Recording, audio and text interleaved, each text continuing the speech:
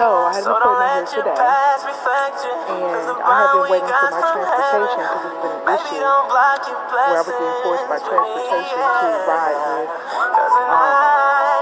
someone I had an unpleasant experience with coming here.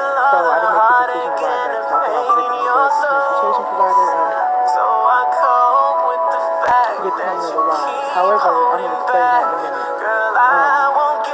I'm waiting in the process to be picked up, and I was sitting right here in this hallway. I'm going to show you.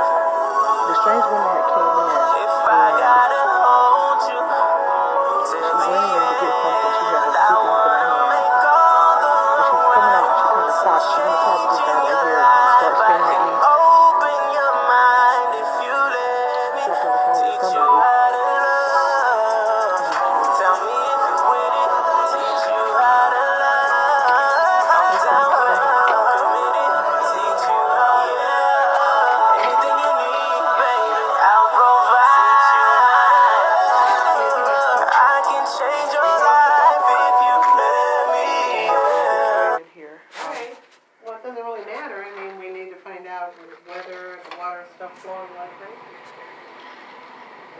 So, I am wondering what's going on with this woman in this strange conversation that she's holding in the hallway. Why? Maybe it's something private or personal that she doesn't want to talk to in front of her son. I'm not certain, but like I said, she kind of took a seat across from mine. There's two chairs here. I'm going to show you again. And it looks like this is her maybe son or something. I'm not sure. So I am still waiting for my transportation provider, and here it is.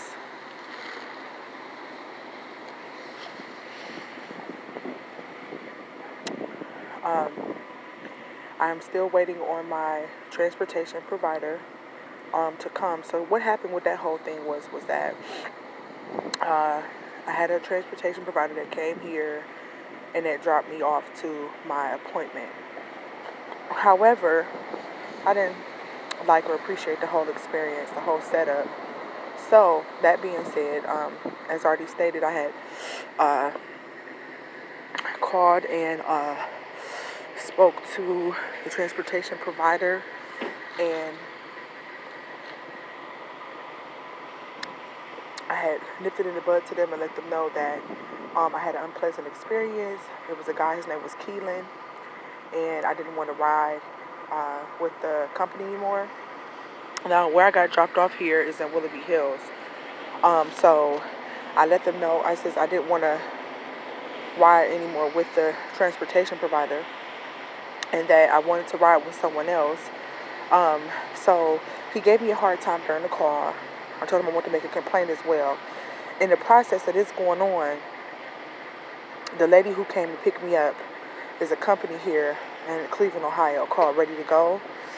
And she actually told me that she was going to wait on me. She would be in the area to pick me up for my appointment. So I didn't ask her to wait. I never heard anybody say they would wait for me.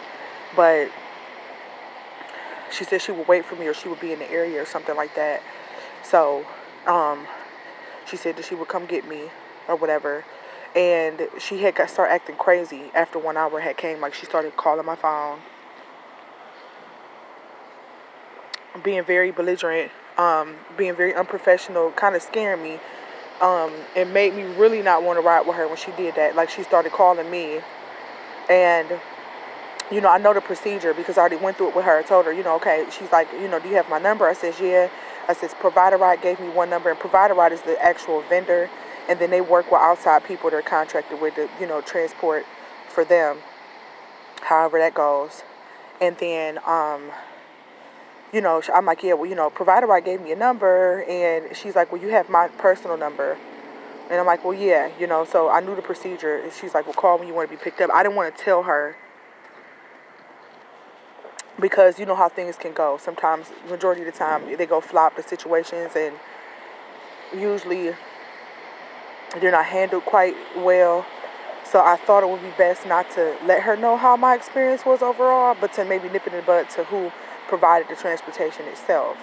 So, I did let them know. So anyway, I didn't want to let her know. That would be, very unprofessional, won't it?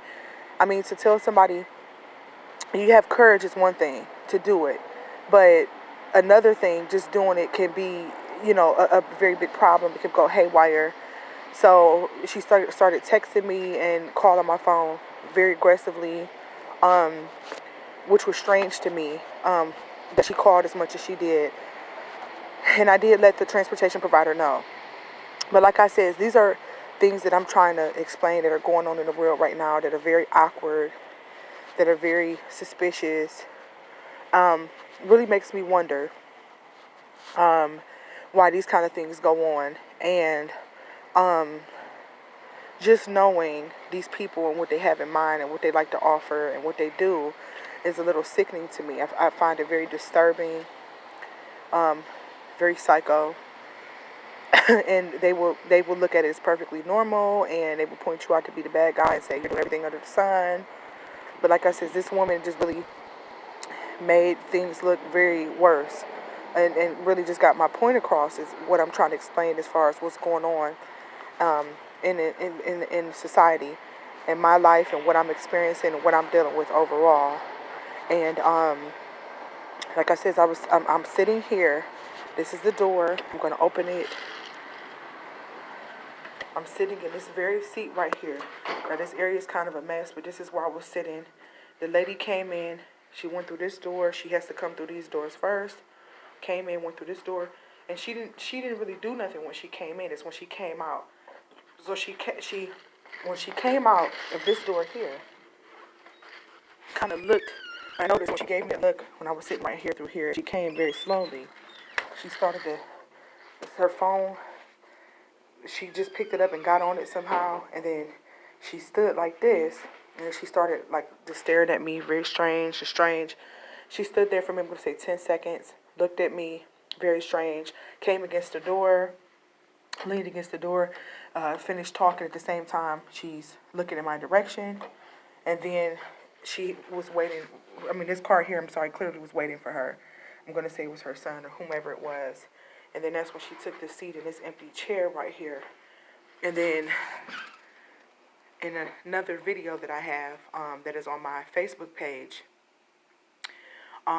she was staring at me very weirdly and for some time while she held a conversation. So my point that I'm trying to get across, there's a lot of, I call it foul play, my page. There's a lot of foul things that are going on. They involve me.